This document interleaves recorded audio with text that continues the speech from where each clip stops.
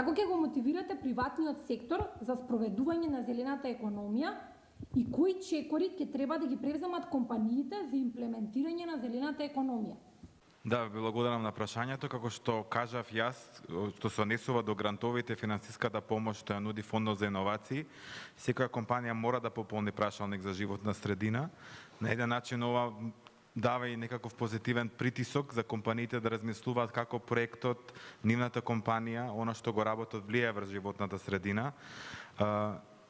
Тука ќе напоменаме и грантовите што само ги затворивме, кофинансирани грантови за технолошки развој. Токму тоа беше поентата, нови дигитални зелени решенија и она на што искрено јас се надевам дека следната година ќе бидеме во финансиска можност и преку партнерите да лансираме и посебно портфолио за инвестирање во компании кои што се зелени, односно кои што користат зелени практики.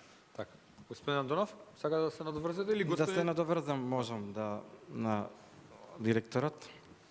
Како што кажав, во 2018 година владата предложи закон за енергетика кој е целосно согласен со европските директиви и законот за прв пат воведе нов начин на поддршка на инвестициите во обновливи извори на енергија и како таков веќе спроведовме две конкурентни постапки. Интересот од компаниите беше огромен.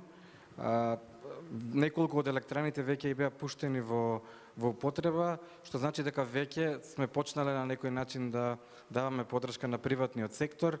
Во програмата за реализација на стратегијата, која сега е во финална фаза на изработка и која исто така ќе биде усвоена од владата, предвидено во наредните 5 години да бидат инвестирани неколку милиарди евра во целокупниот енергетски систем и повеќе од 80% од тие инвестиции ќе бидат на страната на приватниот сектор.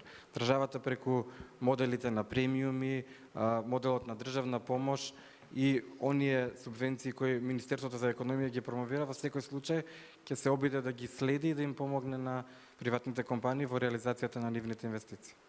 Господин Димов, сака да се надоврзете? Само да додадам дека приватниот сектор размислува економски. Значи, нема поголема мотивација од фактот дека тоа што ќе го вгради и направи економски, финансиски, му се враќа, па после она вториот сегмент дека сето тоа што го направил влијае на животната средина и на климатските промени.